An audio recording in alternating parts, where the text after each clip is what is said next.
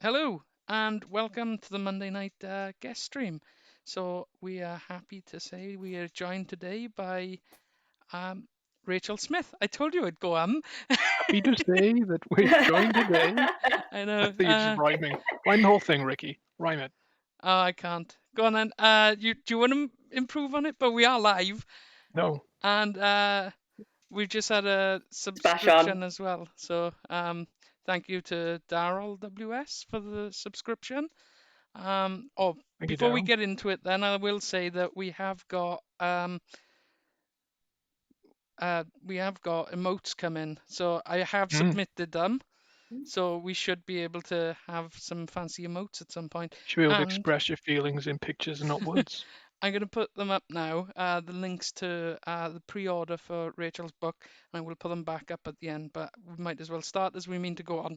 So, Yes. um, where to start then? Well, if you wouldn't mind introducing yourself first. Okay, so I'm Ricky. Oh, you. That's Adam. I'm here on you. People can see me. Okay. My screen. Okay, so yeah, if you want to introduce yourself. I'm Rachael Smith. I make comics, and I'm very happy to be here. So far. So far, yeah, we'll see. I mean, the jury's out. Yes. Just if you could explain what's how you got into comics first. Sure. We were just talking about I know how I Yeah, got the I same know. That's why I was story. like, do I we just should go have. back to that? We've just been chatting beforehand, so we kind of gone through this, and that's why we've come a bit stilted now. But how did you get into comics? So, like a few British comicers, my first kind of foray into comics was Sonic the Comic. I think that Lou Stringer was the illustrator on it at the time, and I just fell in love with it. Yeah, I remember copying the pictures out on the living room floor into my sketchbook, and yeah, Not I onto the thought it was the living room best thing. floor. Yeah, I just thought it was the best thing ever. And then yeah, after that, I kind of fell out with comics a little bit because I just thought it was superhero stuff, and that didn't really float my boat. And then it wasn't till I was in my early 20s and I discovered Scott Pilgrim that the penny dropped, and I was like, oh, these books can just be about anything. They don't. They're not just superheroes. They're everything. And then I just never looked back, and I still read voraciously as much as I can. Yeah. It's one of those weird things that like like you're saying, like a lot of British people with Sonic the Comic, but like I think I must have got back into comics around about the same time as you then, because I Mm. had a nephew, um and one of the things that when I was a kid was that I thought helped me become an avid reader was having comics given to me, and I kind of so I started buying him comics, and because I was buying him comics, I started reading again, and one of the big Mm. Mm. things that hooked me was Scott Pilgrim. Yeah. It's just I think I got it at the right time as well, because I think Scott starts out the story when he's 24, 23, 24, and I was that age when I was just like, oh, this is me. This is I don't know what I'm doing with my life, and suddenly there's Mm. this story about this 20 something that doesn't know what to do with his life. And yeah, I hadn't really had that before, in comic form, so that was pretty amazing. I know, Nothing and then spoke he to you quite as followed, much. No. and then he followed it up with Seconds, and it was like, oh, he's done it to me again. Yeah, Yeah.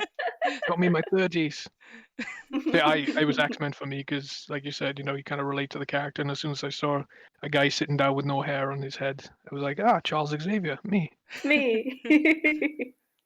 No, I don't think I ever really stopped reading. I wasn't as well, I didn't. I think I probably it was around the same time I was in college, and so it wasn't until about college time that I realized this is me. This is what I enjoy. So it's kind of affirming, I guess, when you probably feel the same way when you realize this isn't just a passing interest. This is something that I'm really really into.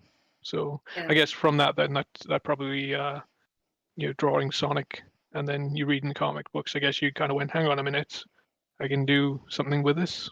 Yeah, I've always drawn ever since I could like hold a pencil, and when I was a little bit older, I wrote stories, and then yeah, the Scott Pilgrim period in my life was when I thought, oh, actually, this is a really good way to marry up those two things that I love doing.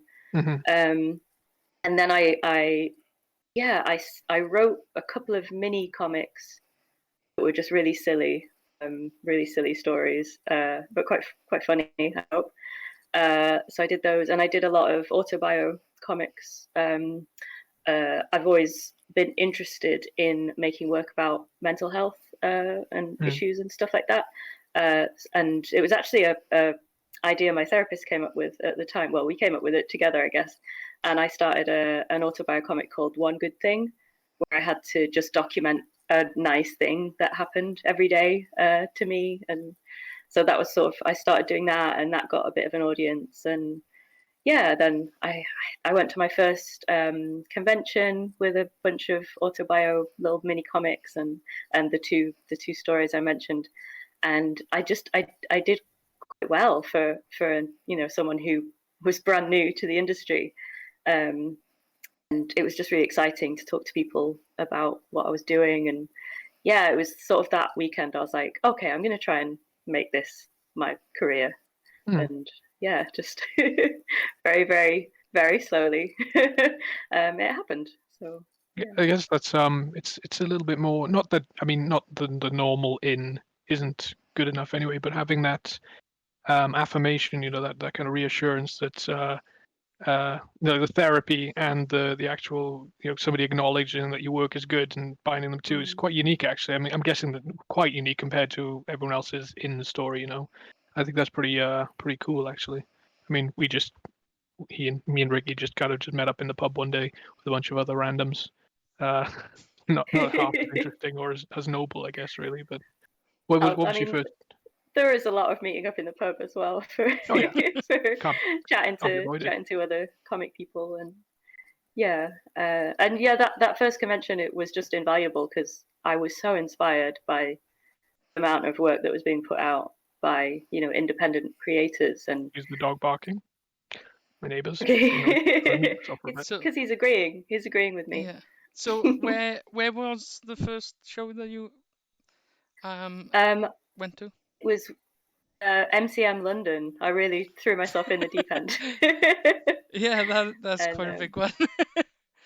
yeah, but it was just great. I was blown away by the amount of talent that was there, and just the amount of people that were just doing it. They weren't kind of waiting for a publisher to pick them up. They were just, some of them were just printing off zines at the office they worked in and then selling them. And they weren't kind of sitting around showing their portfolio to people. They were just like, no, I'm just going to do it. And Yeah. I thought that was quite inspiring. And then later on in my career, I realized that was actually a really good way to do it, because if you've self-published a bunch of books, a publisher is more likely to pick you up anyway, because they're like, okay, you understand the work that goes into this, and yeah, you've done what we are now willing to do for you, so you understand what the sacrifice we're making. And yeah, it's good to kind of self-publishing is really useful quite early on in your career, I think. Yeah, yeah.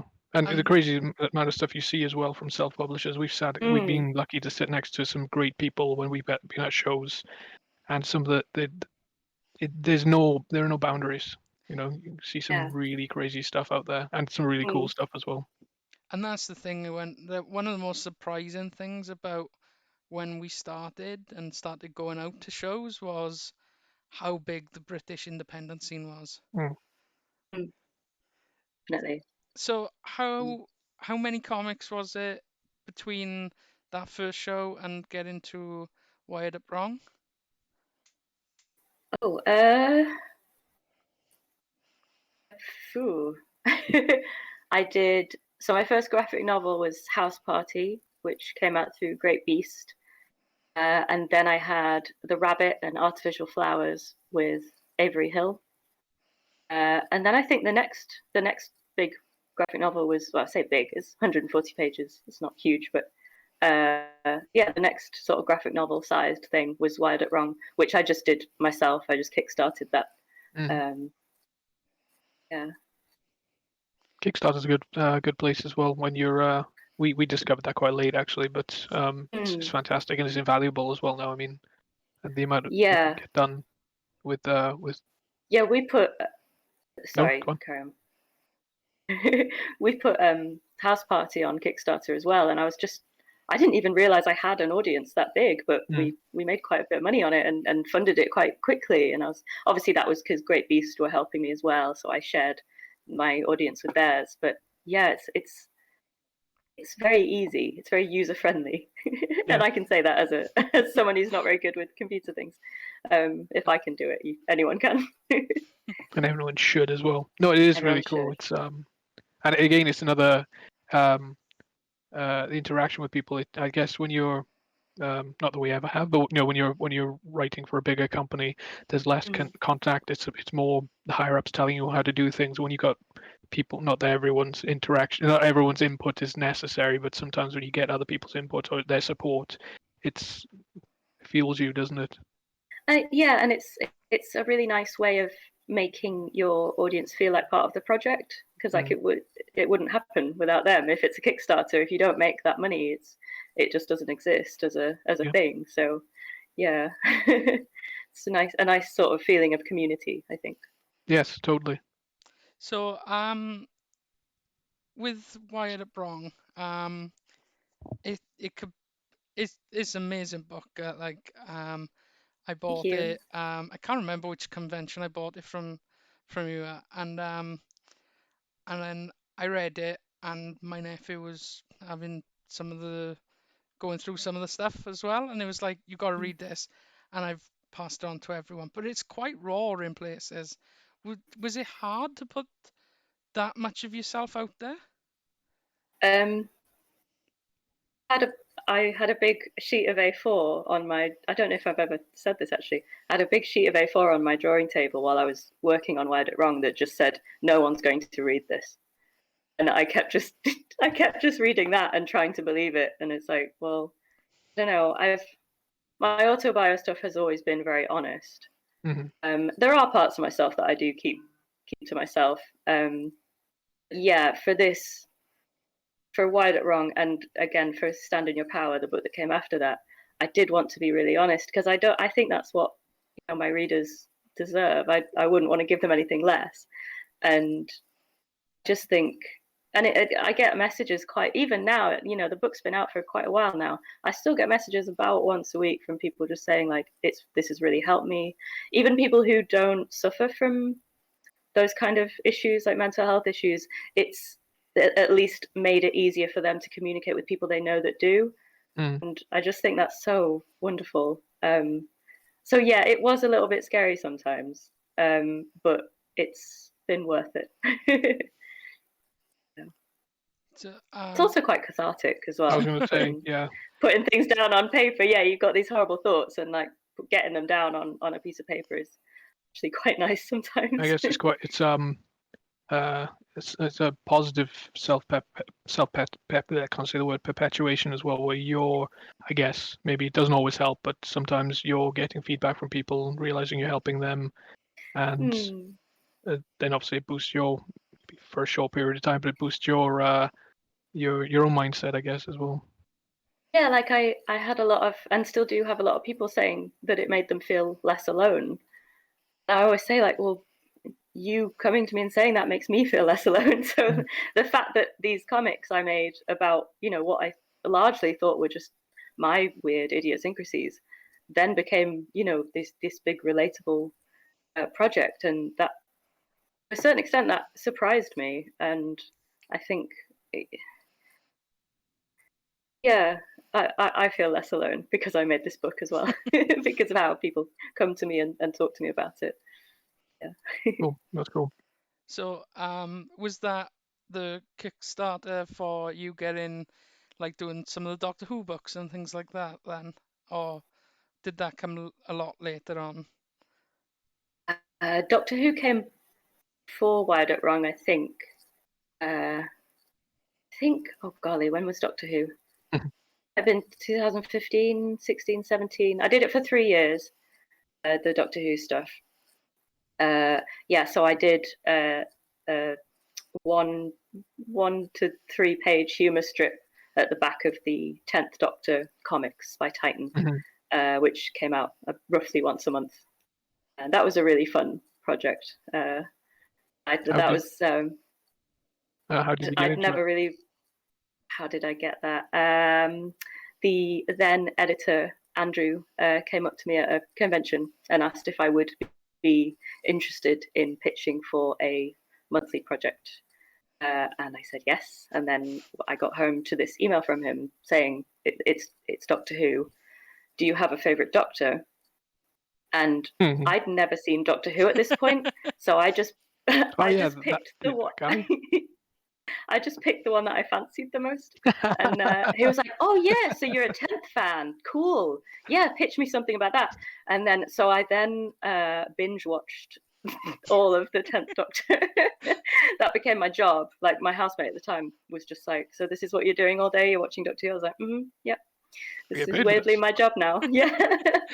And so yeah, I put this pitch together for it, and I got it, and it was great. Luckily, I enjoyed it. I was a bit like, what if I watch this show and I hate it? But I really liked it. And it'd be a real job. It's also lucky that you it's lucky that you picked something that's quite readily available, because like Doctor Who's been on like Netflix and stuff as long as I've had Netflix, I think.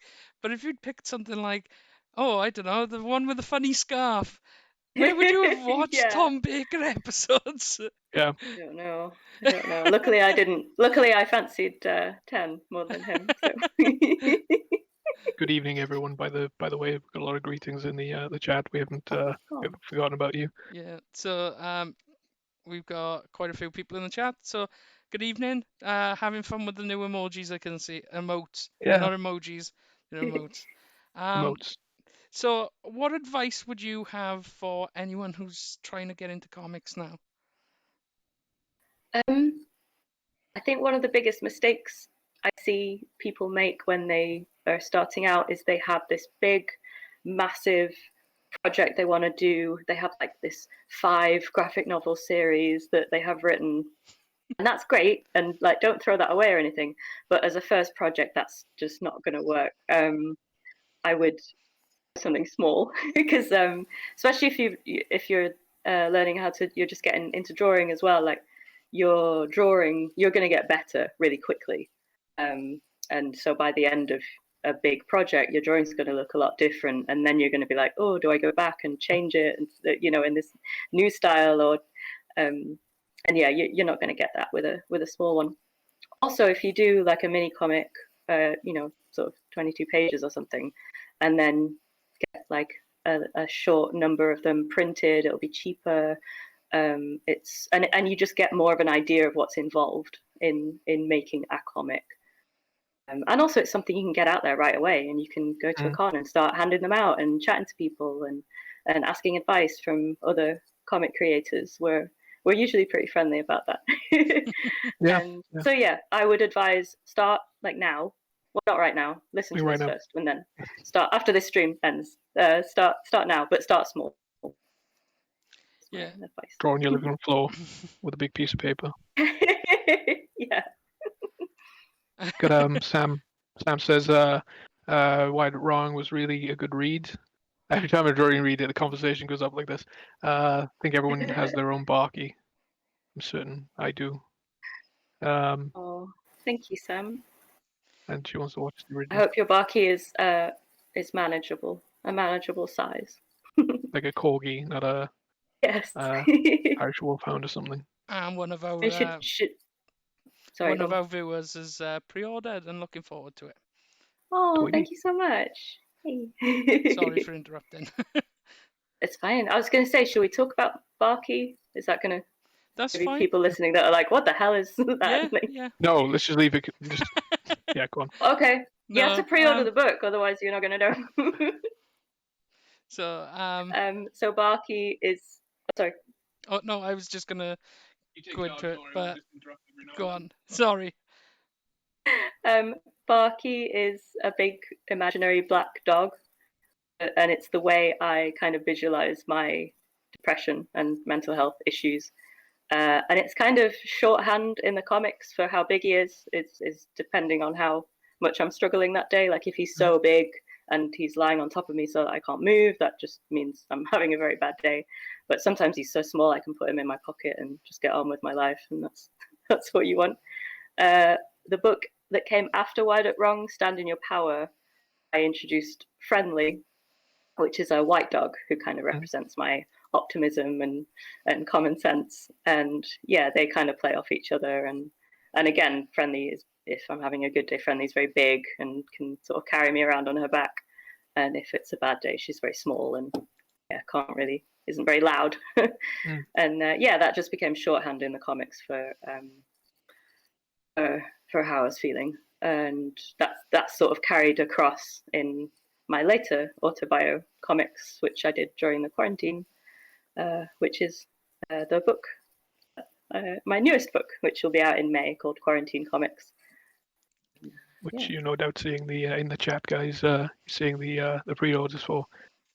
We've seen quite a few of them pop up on Facebook, of course, and Twitter, which we really enjoyed. Ricky nearly shared one a little while back. It was your survival kit thing.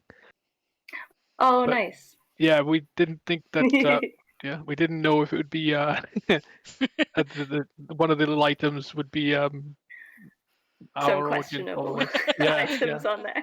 No, I got to admit, it's been like I've been following it on Instagram and Twitter and since last year, and it's been one of the high points because you really got your finger on the pulse with, well, how it's affecting people being locked up.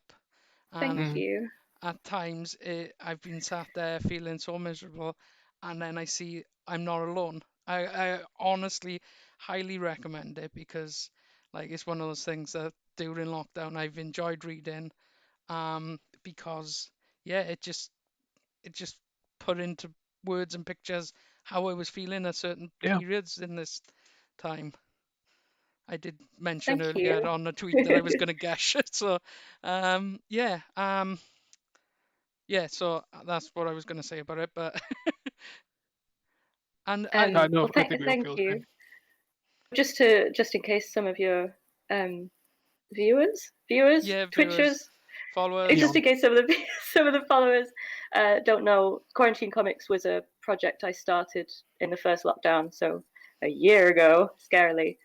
And yeah, I just made a comic about how I was feeling every day. And again, the same thing, like I kind of felt there were feelings that I was just going through, but when people started saying that they related to them like really hard, that was, well, obviously I don't want other people to feel bad as well, but the fact that we were all feeling this sort of similar way was really kind of just validating, I think.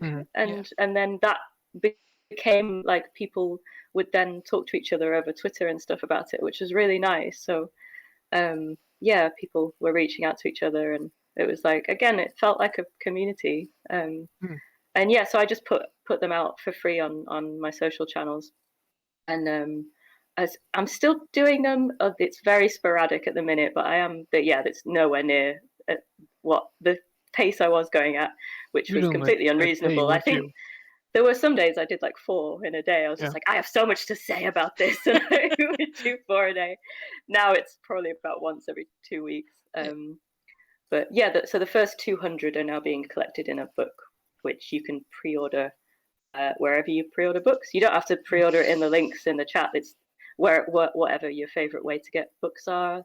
Most comic stores will stock them, or if they don't, they'll know where to get them. So if they don't, if you want to nag them. Yeah, just nag them, or like at me in Twitter, and I'll nag at them for you. I think it's I refer to it like I've talked about this before. Ricky's probably heard me go on about this before, but it's kind of like the going to the cinema thing. The reason why one of the reasons why people go to the cinema, as long as they aren't there just to boo and hiss and annoy people and look at their mobile phones, is because we know how people feel, but we don't always know. Unless we see it reflected back to us, we don't connect. We're insular beings. We're not empaths. As like you go to the cinema and you see everyone laugh at the same moment and cry at the same moment. My microphone's muffling, making noises. Laughing at the same moment and gasping and screaming, things like that. And it's that going, ah, yes, I feel this too. These are my feels. And I think that's why it's so well received. Thank You you. are our Yeah, voice. that's a nice analogy. Yeah. And in the the one that shocked me when you were doing all of this as well was that you did the comic in a day as well. Oh, hourly comic day. Yeah. Yeah. Yep. I was Yeah, like, oh my God. Got a pen fused to your hand forever now. Yeah. I always really enjoy hourly comic day, and it's a really, really good exercise. Yeah, for anyone who doesn't know, it's on the 1st of February every year, and it's all over the world as well. Comic artists all over the world join in on this challenge to create a comic or illustration which represents every hour that you were awake on that day. And yeah, and I love reading everyone else's as well. Like there's always an inevitable hour where it's just catching up with hourly comics, and it becomes really meta, and I quite like that. I quite enjoy that. And there's always someone just bizarrely talented who does like full color ones, and I'm just like, how are you doing this? And yeah, I do enjoy it, and it's also that weird. There's a weird balance of like, oh great, I have nothing to do today, so my hourlies will be really good. But then you're like, well, what on earth am I going to draw if I'm not doing anything? So it's like, let's just start an argument. Yeah, just go and throw someone at someone's head outside, and then I've got a comic for an hour. I was going to ask But actually yeah. about that. Sorry, Karen, did I interrupt? Oh no, carry on. About your work, you still traditional pencil inks, or are you digital now? Ever? Yeah, I use blue color raised pencils. I got one around here. Do I need to show that? You just probably know what that is. So it's a blue used a red pencil. pencil before, and I was like, "What the hell are you monster?" Yeah, I think you can use red, blue, or green because they're all Yeah. channels that you can switch off on like Photoshop or whatever. Yeah, I'm so used to so seeing blue line. It was just there we go. I pencil with these. I've got a page here actually. It's Blue Peter now, guys. And it's half inked as well, so this is quite good. I don't know if that's. So this is my pencil, and then I ink with Kuretake pens. They're like, yeah, I don't know how good that is to see, but and then I scan them in and I color on Photoshop. So I'm a mixture of traditional and computer. So yeah, you got to find the most efficient way of doing things, since you're a one person comic maker. So it's true. It's true.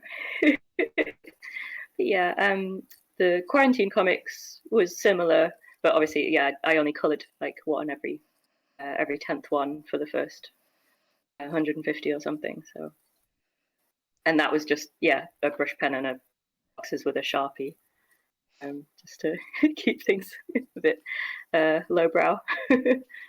So looking a bit gonzo. So oh, and that's sorry, I work on Bristol board paper, which I think is pretty standard again, but just in case people are wondering.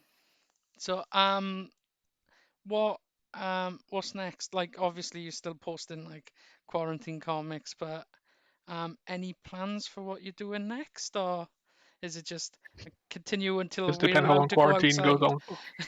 Yeah, I mean, so Quarantine Comix, the book will come out on May 13th. Don't know if there's going to be a second volume. I think I'm allowed to say I am in talks about that with my publisher, but we're not sure. I am still, like I say, I'm still making Quarantine Comix, albeit a lot slower than I was.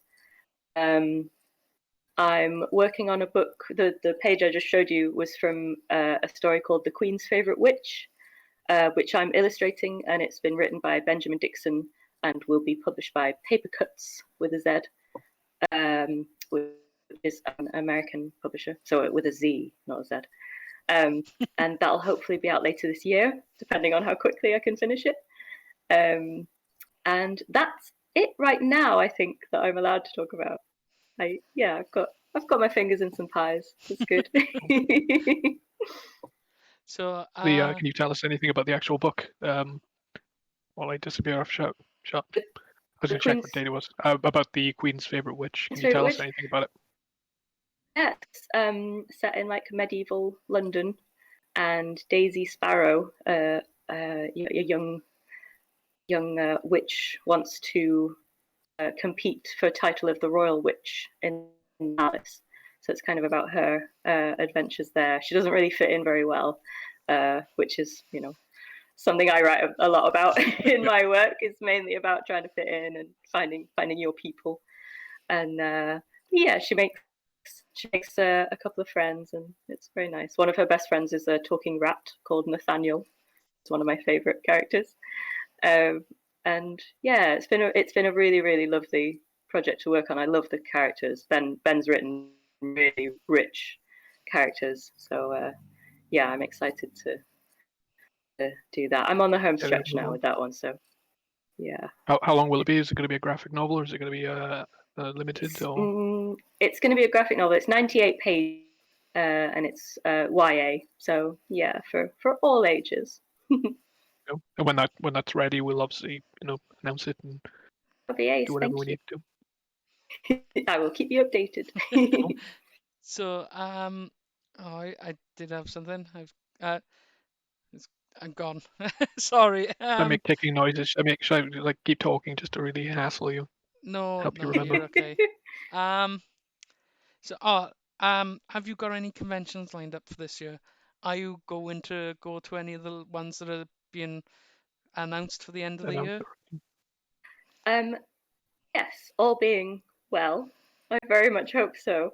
I'm doing the Lakes, and I'm doing Thought Bubble.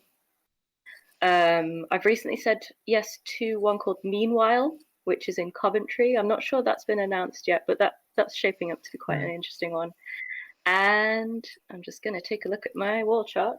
Maybe I'll get out of the way. Pop it.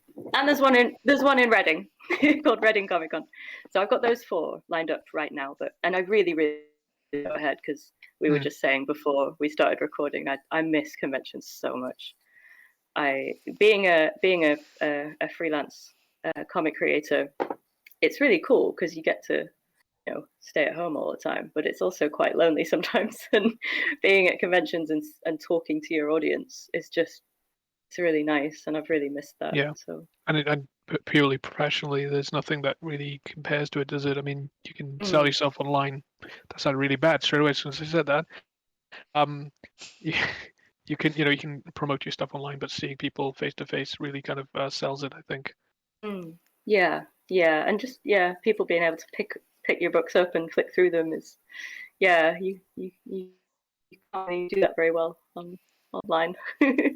No. I don't know. I've always been quite a tactile person as well. Like I like to flick through a book and read the blurb and everything and evaluate as you just scribble on it. Just well, some of the pages. Just be a real butt about it. You have a few on the desk that you are going to just go, yeah, look at my book. Yeah, get the ones from the bottom of the pile. Get the ones that we've dropped on the floor. A weird puddle thing. But we do have a question I do miss cons myself as well. So like, I like people. So I don't know if I'm ready to be near people, but yet. But at the same time, it's like, yeah, I do miss people in general. So I mean, the conventions I've got booked in, we're talking like October. I don't think I'd be ready for anything before then. Yeah. But yeah. Hopefully they'll all go ahead, and it'll feel nice and safe. I did. You look like you went like. I got like stupidly fat fingers, and you can't see them. Tiny little sausage sausage fingers. Like there you go. There we go. We got a question come up as well. What IP would you love to draw for that you haven't yet had a chance to Ooh, do? That's Pinky Sai. really. I'd love to draw Squirrel Girl. That would be amazing. Would be fantastic. Love to do something with the Adventure Zone. You know, the McElroy podcast. I'd love that. Although Kerry Peach is kind of bossing it with that. So, but maybe one of the other arcs on that. I'd love to have a go at that. Yeah, those are the big two, I think. If I could go back in time and oh, thank you. If I could go back in time and work a bit more on Lumberjanes, that would be cool as well. But, I managed to do a cover I for was going to ask. I don't remember yeah. seeing your name on anything, but I used to get my No, daughter. no. I just. Oh, such a good book. But yeah, I did a variant cover for that. But yeah, Really I wasn't quite good enough at that point. I think so. I'm all right now. But yeah. No, it's ended as well. You haven't got your chance. Maybe they'll just restart it just to give you. Yeah. No, that's a cool book. Hopefully Lumberjanes has paved the way for more stuff like that. I mean, we've had a lot more female-led books about friendship and stuff, which I love. So hopefully something else will come along. It was just a surprise. I picked it up. I think I picked it up for my daughter just to for her to read. She doesn't like Please stuff like with a lot like comics. the DC stuff. Yeah, basically, she liked the idea of comics. She didn't want to get into anything with a lot of history. She didn't want to have to Wikipedia stuff and just to follow the story. So it's not like that, but I thought that's cool. So a lot of image stuff is obviously a lot more accessible, and I thought Lumberjanes just looked fantastic. I actually read it to her as well, so Nice. I was very keen to get the second volume and the third and fourth and whatnot. So yeah, everyone should read Lumberjanes. Such a good book. Be good. Search out Rachel's cover as well. Thank you. So do you still actively read comics as well, or? Yeah. Obviously, it's been a little bit difficult to. Well, not difficult. I've just had to change the way that I discover new comics, I guess. The most recent one I got was Stepping Stones by Lucy Knisley, which is again like YA, female-led, which is totally my jam. And it's a lovely book. It's so wholesome, and yeah, again about a young girl who doesn't feel like she fits in and is thrown into this new situation that she's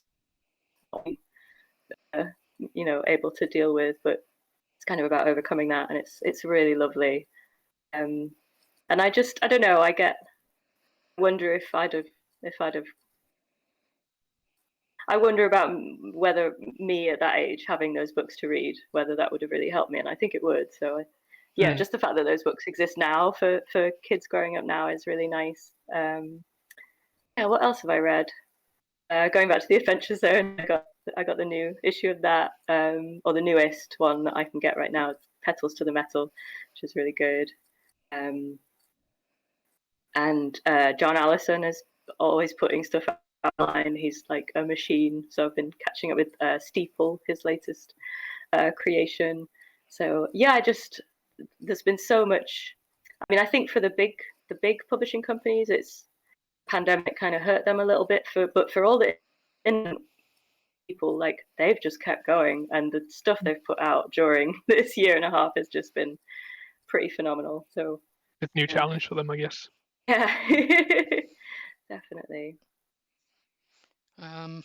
So one of the questions I had excuse me, from someone beforehand was sorry. You need a cough button. I do. I'm a mute. Just took the headset off instead. I just inhaled my juice. So she liked one of your Quarantine Comix posts on Twitter yesterday, retweeted it saying one of these describes me, and it's the one about the books. So she wants to know, how many books did you buy during like lockdown and stuff? Oh, I mean the comic that she's talking about, those were books that I already like. My to read pile is just, I'm not the tallest person, but the pile is taller than me. So like it was already terrible, but yeah, it's got worse during the pandemic. And yeah, I'm always really bad at buying books, even though I have so many books. I would just so much money on new books. I just get excited about There's a them, and word, there's a Japanese word called sundoku, and it means buying books to stack in piles, yes. ready to read. No, I'm the same. A lot of the graphic novel here, ones I bought Mm. from our local comic shop during lockdown, sends them through the post. I'm pointing to my door that you can't see. So no, I've got uh, Chinese science fiction authors and all sorts. Just Nice. books don't devalue. You buy them and they're just ready. The stuff in them doesn't degrade any at Yeah. all. So I I It's feel been, yeah, so my to read pile is just horrible now, because during the pandemic as well, I couldn't read very much. Like my brain was so full of worries about quarantine and lockdown and new strains and the death toll. I didn't have space in my brain for novels or even graphic novels really, which mm, usually take mm. up less space, just because they're easier to um, kind of absorb. So yeah, it's awful. I don't have a number for your uh, friend, but yeah, no it's very worries. bad. Many, at least But this like you many. said, they don't devalue. They're just there for Uh, when you need them. So so she's actually been trying to get rid of some of her books, which reminds me, On to I've me. g- I've got a I'll take them. I got Discworld books in the car to drop over to you at some point from a distance. Throw books at Not you, you. Rachel, me. Okay. Although maybe Becky can just dump a bunch of books on Rachel and we have a new kind of relationship. Yeah. But She yeah, might have books up your street actually saying that. Hmm. Interesting. Maybe not. Let's talk She about keeps this sending me off pictures the through air. messages. Go, do you want any of yeah, these? she's clearing Okay. out a lot, and there's some like more classical stuff, and then there's Discworld stuff which Hmm. I'm giving to Adam. But she's planning on replacing Oh, them gosh. anyway. Yeah, I got a bunch of Discworld books, but here I picked up the ones I've read almost all of them, but I picked up the ones that kind of meant a lot. So I got the first couple, and then things like Snuff, and If I Turn My Head Any Further, I'll Break My Neck, The Fifth Don't do Elephant, that. things like that. So I I got a mean, this pile. might um, this could oh sorry, go on. I was just gonna say I've got a you got massive to piles. read pile of comics and books. But Adam bought me a book about 2 years ago that I'm really struggling to get through, but I'm trying to power through it, and it's kind of just backed up my to read pile. So, I'm gonna be really derogatory and say it's my first ABCs, but it's the Gorman Goss trilogy. oh, Just and just before, Sam has just said Rufus looks adorable in his bow tie. She's Oh, thank you. catching up on your tweets. Nice. He's actually already lost that, but we've got him another one. So it's oh, red. He's got a red bow tie now rather than a green one. But yeah, he goes through collars. Like, yeah, I don't know what he does with them. He gets invites my and cats. and they're those easy unlockable ones so that he doesn't choke Yeah, himself. But at the same time, it's my annoying cats. when when he comes home like naked, and I'm like, Rivers, that was so As I say, expensive. my That cat's a one. house cat, and she's always naked because anytime I put anything on her, I wanted to try and take her for a walk, and I put a Nice. harness on her, and she does this thing where she stretches out and gets really low to the floor, Yeah. and then falls over sideways, If you put and things she won't on move. top of cats, I think they just think they're always going under something, so they just get Yeah, really low and freaked out. why can't I get into this? Um, No. but like if you put Um, cats up, you'll be And Sam's best friend anyway. yeah, we're trying to get okay, Squeak up. Come here. well, I mean, if you follow me on Twitter, it's mainly cat pictures or comics. So if you're a fan of either of those, Same. that's fine. Cool. So we normally just round out at the end with some fun questions. I wonder if Adam's actually prepared them this time. Yes, I kind of hedged my bets with this one. What are you doing? Get off. Um, it's always a versus question. So this one I kind of guessed this one might be right. Sonic versus Knuckles. Like, which one do I Who'd win? like better, or if No, they who'd had a win? fight? Sonic. Oh, look at this cutie. Her name is Squeaky. Hi, Squeaky. She called me out. So Yeah, I'm gonna have to be Team Sonic on that one. most of my versus questions were really straight up, pretty Okay. I like know, that. because they're in the same universe, and Sonic has beaten Knuckles in Sonic 3. Yeah. Although Knuckles first beat Sonic, remember? Although it was a bit of a sneaky beat. Hey, stand here for a moment, okay? Hello. Hmm. I think that was on Sonic. That one. Okay, I'll stand here. He should be fast He enough to knew what he just was move going to out do. of the way, isn't it? Yeah. Yeah. He should just vibrate in the air and just go, "Come at me, bro." And Yeah, as Sam just said, best dream has cat in it. mind you, with that being said, obviously everyone always goes about Sonic being the fastest, but there's that piece where you chase Eggman down the hall, and no matter how Oh yeah, I fast know. you He's go, faster than you. he's faster. Yeah. Although we're gonna get really now. I think on the Master System version of Sonic, you can chase Eggman and you have to fight him and do this lame thing and then he escapes. But if you jump at the right time, you can land on his elevator and just completely negate the fight. Just saying. What? You're not getting treats. You know, don't do that. Devil. She's trying to So, get my attention now. so No. I'm gonna say, thank you very much for joining us. Thanks for having me. It's been fun. It's been great. And we're gonna and putting up your links again so that people can pre-order if Thank you. they want to. Payday soon. I'll be pre-ordering. Nice. Thank you so much. Where can people find you? So if you go to rachelsmith.org, and that's Rachel spelled the awkward way, AEL at the end. Yeah, loads of A's, loads of Uh, E's. So many A's. If you go to there, I've got all my social media links on there, but so that might be the easiest way. But yeah, because And I'll none of put my social media names are the same. Didn't No, plan it's very Twitter. well. Twitter's Rachel and then underscore, right? Rachel underscore on Twitter. I think I'm flimsy dash kitten on Instagram. And Why? oh, because flimsy was my first character that I made up. Yeah, we didn't really talk about flimsy this time. No. We still Next got time. time if you wanted. We got time. There's a knitted one up there, if you can see. Knitted Oh yeah, we flimsy. got Live in the knitted dark. Ricky and Adam. Nice. Oh, yeah. Can't point. And a Lego Boba Fett So we put ourselves in our own comic. We because we're wrote it. narcissists. We wrote I'm a it. narcissist. I suggested it. And they're two of the stupidest character. They're two really important characters, but they're the stupidest characters. And Okay. And they both think the other one's the dumb one and that they're the smart one, but they're clearly not. and yeah, so like we put them in the comic, and one of my colleagues knitted them for us, so we've got knitted versions of us Aw, too. that's so We nice. actually went to a convention once wearing boiler suits, and so we were cosplaying as ourselves, and with the most accurate cosplays ever because we couldn't get it wrong. Yeah. And we got the joke that we tell people He- that it's so that if Hollywood ever came for the film rights, they'd have to buy over likeness rights as well. Amazing, amazing.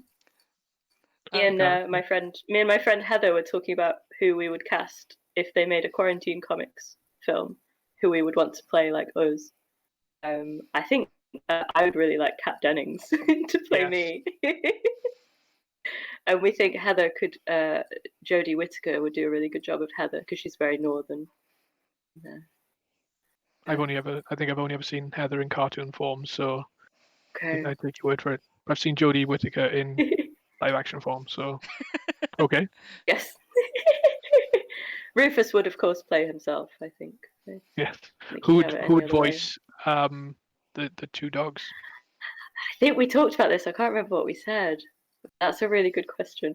I might suggest Okay. not the monsters. Oh, okay. Michael That's a Sheen good and idea. maybe Tennant. Yeah. oh, I Going always back to just David Tennant as well, my crush. Any excuse. uh, Kelzor in the chat is going, yes, Cat Dennings. And And Kelso, keep it in your pants, man. and Becky saying always Tennant and Sheen. I gotta say, every time I try to cast someone on a voice actor, it always turns into Matt Berry. Yes. I don't. We were talking about this before. We when we Ricky and I have kind of just stopped the comics thing for a while, and we're focusing on the convention. We when we write, we normally talk out the stuff that we're writing, so it feels right, and you take, I guess it's just same, you kind of reason things out, and we could not get this simple thing right. We couldn't get this sentence right, so we just scrapped it. And it started with it was one character. He's all of our characters basically just jokes. And there's one character called Barry Island, and we couldn't get him right. We imagined him as this just plain like a pencil, just this guy, and He so was a we couldn't. name, basically. That's all Yeah, he he was was. a joke, He was a and we joke couldn't. name. He was a joke of a joke, and we couldn't work out who he was. And then Ricky just deleted all this stuff he was typing and just put "hello," and we were like, "It's Richard Ayoade." And now when we talk about him, we hear him talk, and Matt Nice. Berry as well. Okay. Richard Ayoade.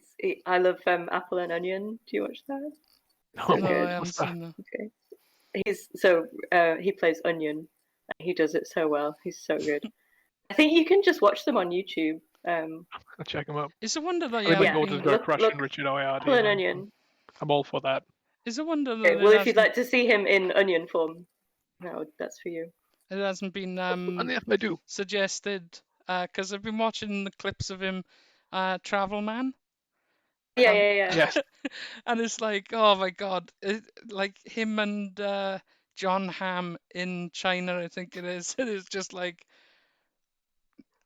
I like you Can you be know, my two dads? yeah. Even though Richard Ayoade's probably about our age. Yeah, just carries it well. So That's cool. quickly before we go, is there any more questions for Rachel? If not, we're going to let her get back to Drawing. drawing, I guess. Yeah. So I think we dazzled everybody with our conversation. yeah, so but that's the fun of it. That's when it becomes a bit more free flowing rather than me just going, I've forgotten. Yeah, I thought you were buffering for a while. Yeah, I was real life buffering. So If people have questions, they can always tweet me. Yes. here we go. Especially questions about getting into the industry or anything I can help with like that. Like when I started, I had a lot of people in my position help me, so I'd like to pay that forward. So yeah, just tweet me. So I will try my best. So this will go up on YouTube at some point, so you can watch it again if you want to. And again. And again. You can find Rachel at Flimsy Kitten on Instagram and at Rachel Something like that. underscore on Twitter. But if you go to rachelsmith.org, you'll find all of the links. And you can Yeah, find us probably best. probably here. We'll be back. What day is it? Monday. So we'll be I don't know. back on Wednesday with the hobby stream. Thursday is Sam with Magic the Gathering. Friday, I think we're playing Among Us this week because the new maps. Yay! Adam doesn't like Among Us. And then Saturday is I'm good at it though. Stardew Valley, and Pokemon. So that's our weekly our schedule for this week. And yeah, thank you very much for your time. Goodbye, all. Thank you. Bye all. Bye. They waving.